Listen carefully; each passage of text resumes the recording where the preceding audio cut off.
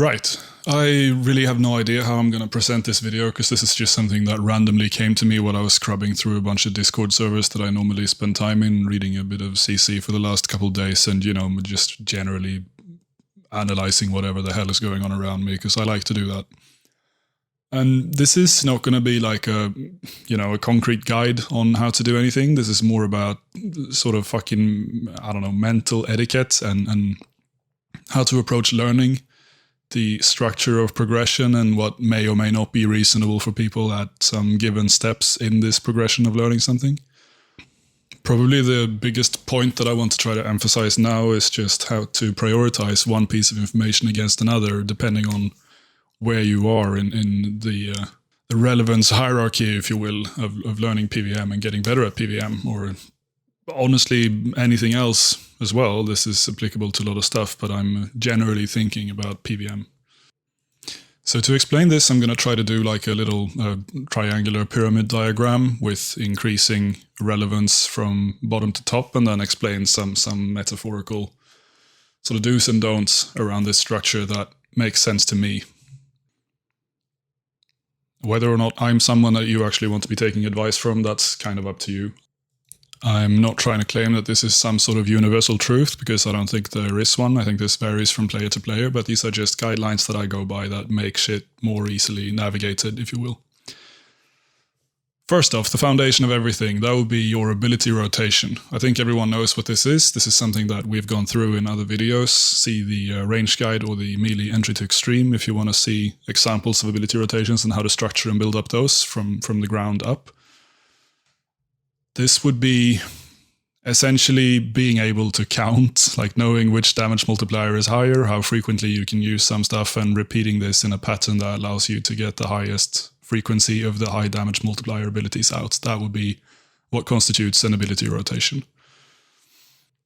Next up in the order would be utility equipment. Utility equipment changes your ability rotation significantly sometimes and less significantly other times. It sometimes just adds a special attack that emphasizes the weight of some abilities, which you time according to adren expenditure. If you look at something like the Zaros Godsword, you could do that once a minute, so you need to plan your cycle around minute cycles to be able to use the Godsword special attack as often as you can over the course of, say, 5 minutes. Or you have something that doesn't have a cooldown, like the Eldritch Crossbow, which would be just whenever you have adren to spare for it, and whenever you have abilities that play well together with the Eldritch Crossbow.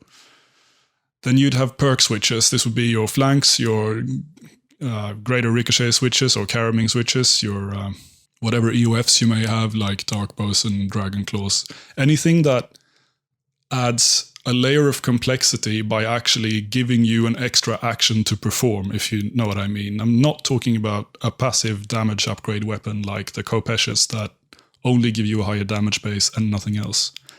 By utility equipment, I mean something that carries with actual functionality. Thirdly, a fucking plan. Kind of speaks for itself, but this would be a combination of both the two things, I guess.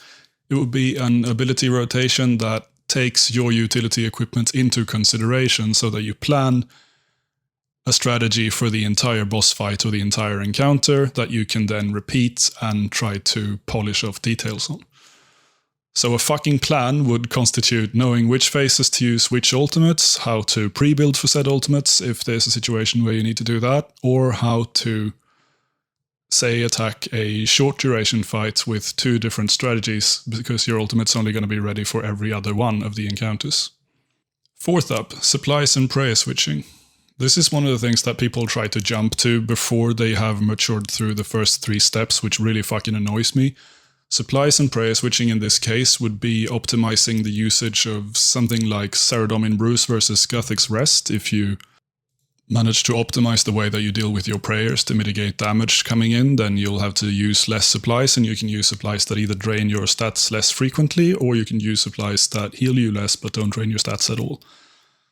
This would also include weird stuff like which familiar to use, how many spiritual prayer potions you bring for said familiar to be able to maximize its special attacks, and anything else that really falls within being able to gear differently for different approaches.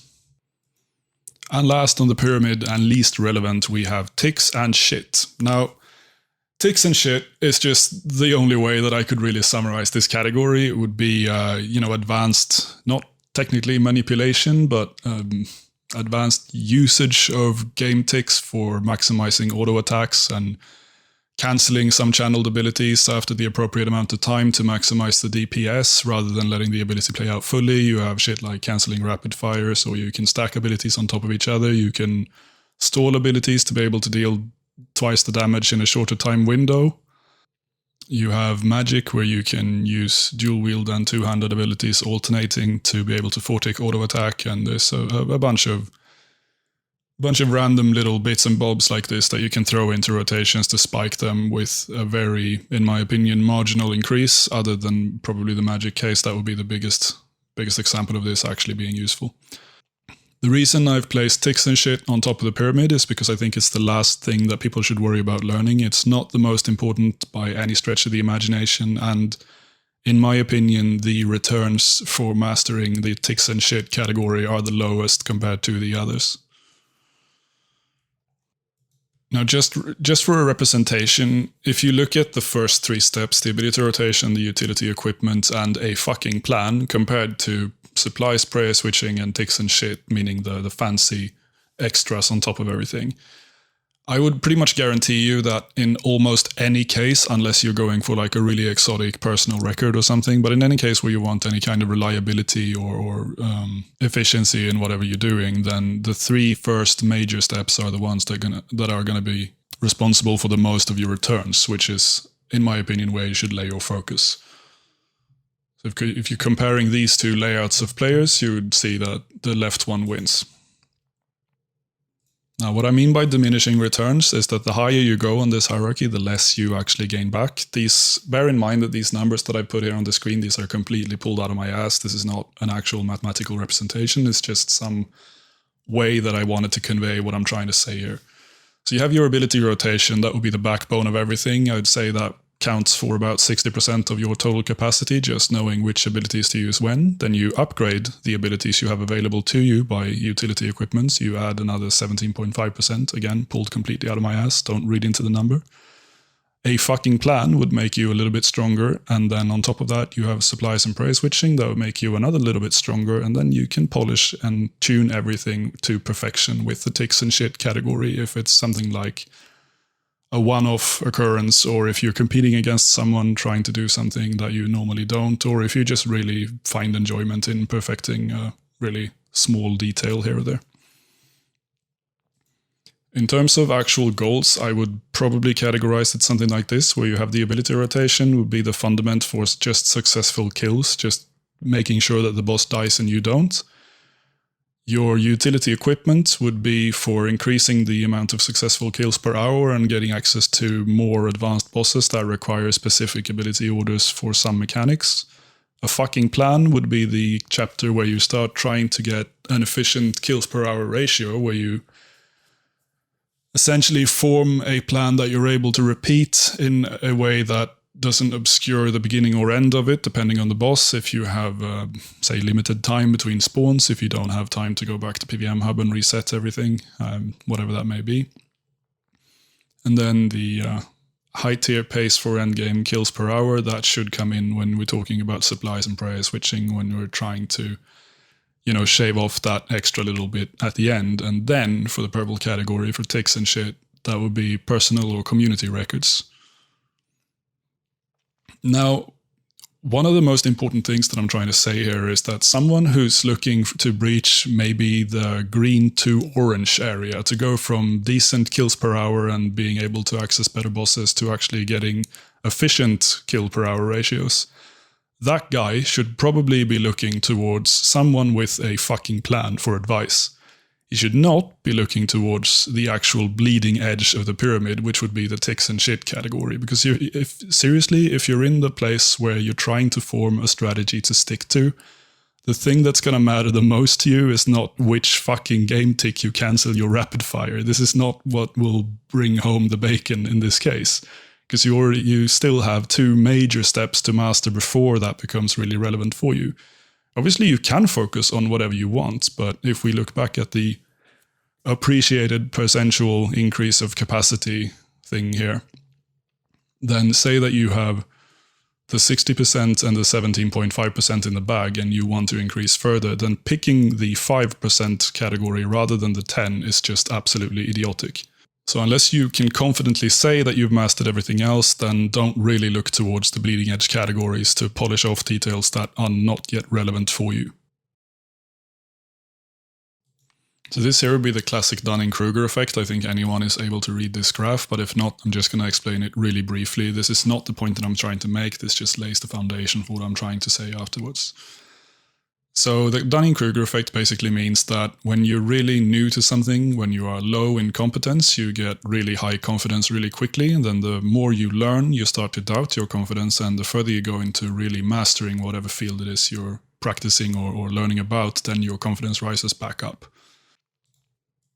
What this means in practice is that really confident players generally either have fairly low competence and are reasonably new to something, they just have a huge fucking ego about it and no perspective, or they have achieved some kind of actual endgame mastery, which I would say statistically would be fairly few of the ones that shine with a really high confidence level. Most people with an adequate amount of competence and experience are usually not that confident that everything they know is true, because they've learned enough to start to question whatever knowledge they actually rely on. This is the Dunning-Kruger effect, and it's just something to be wary about when you're learning a new field, a new boss, a new whatever the fuck, when you're acquiring any kind of new knowledge. Now this is a little bit interesting. This is my experience of how RuneScape PVMers behave instead, where you have the competence curve being basically inverted. So people start out with a fairly low amount of competence and confidence because they're aware that this is a really sort of menacing combat system that's complicated, it has a lot of moving parts, and there's a lot of information to take in for a beginner. This is fine. Then when they start learning and they're getting, progressively better at stuff, the confidence grows in proportion to how much they learn.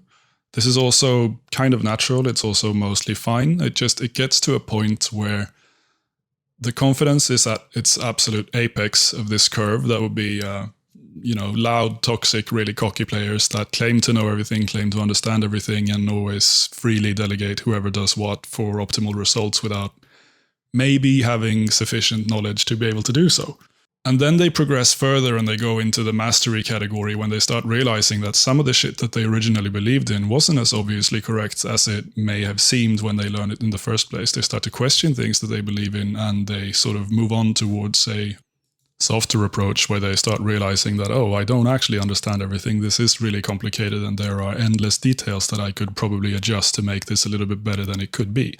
This is when you start entering record-keeping territory and the ones that actually compete against each other on the highest level.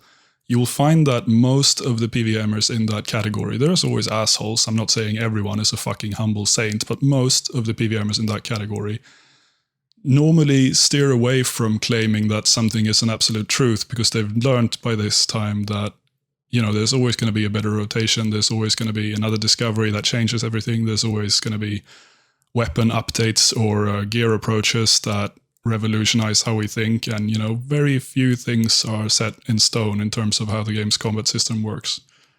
These are the people that sort of give up and with, a bit of a meme undertone granted, progress towards saying shit like just press good buttons or kind of winging it and, experimenting until they, by accident, stumble upon a rotation or a trick that ends up changing the game and teaching everyone a new way to approach a mechanic or a function. What I'm trying to say with all this is that whoever sounds the most confident and whoever has the most to say is not always necessarily the one with the most knowledge in the bag, and I would argue even that most of the time, whenever someone is giving you really, really firm guidelines and really strict advice, this is because that's the one thing they believe the most for this moment being, and that could probably be questioned to either change, or they could have made that decision based on insufficient data, like what is your preferred playstyle, what kind of skill ceiling do you have in terms of translating your thoughts to your actual fucking finger movement, any other kind of blockades, that how much time are you willing to spend learning something in the game, how much time do you play recreationally every week, how many other things are you trying to worry about while playing the game? Are you playing with the intention of, just passing time while working, or are you playing with the intention of perfecting something and actually competing? There's a lot of nuance here that most people somehow struggle to put into perspective and take into consideration when they're trying to give people help. And that would be the apex of this ping curve of RuneScape PVMers, in my opinion, the ones that are semi-competent but really, really high in confidence. And then you have sort of a paradox that is obviously how do you determine which advice is the correct advice for you if you already lack the knowledge to give yourself that advice in the first place. And yeah, I get that this is sort of complicated. This is also difficult to illustrate because there's no one answer, but I tried to give you at least like a roadmap on how to think on this stuff. So you start off with the question, is this the right advice for me, as you have top of this little image here? First option being that, yeah, I can do that. Then yes, this is the right advice for you. This is probably in the natural progression of you becoming a better PVMer. If it's something that you feel is approachable, that you could understand how it's supposed to work and that you could probably replicate and master, then yes, that is the right advice for you. If you can't do it, then you kind of have a choice to make. The first one is, am I willing to learn this, or can I learn it? If it's yes, then, then it's still the right advice for you because it's something that you didn't know existed. You are willing to or able to learn, and you will probably gain something from doing so. If you're unable to learn it, if it's something that you try to learn but it just doesn't stick, if it's too difficult for you, or if it involves too many mechanical aspects that you don't yet fully understand, then maybe the advice you were given is still out of your grasp and something that you probably should save for later. If you lack some of the fundamental structure to understand what someone just told you to do, then I wouldn't worry about focusing too much on that just yet. I'll just save that until I'm further along in the progression. And if you can't do it and you don't want to learn it, you just you read whatever someone tells you to do, or you see an example of it and you decide that this is not for me. I probably could, but I don't want to. This would take me too much in-game time to save the money for, or this would take me too much in-game time to practice, and the return would be diminishing enough for me to not really care on the big scale. Or simply, I don't fucking care about that sort of detail, or this is not something that I feel like would be a recreational and nice experience for me. Then don't. And to end everything with another type of relevance hierarchy, if you will, if you don't want to do these things, if you don't care about your progression, if you don't care about the last 10 or 5% of whatever performance you may hold in something, what does it really matter? Seriously, everyone has different ideas of what they want to get out of the game. Everyone has different play styles, different circumstances. And I would say at the end of the day, do whatever makes you happy and whatever you think is fun, because everything else is bullshit.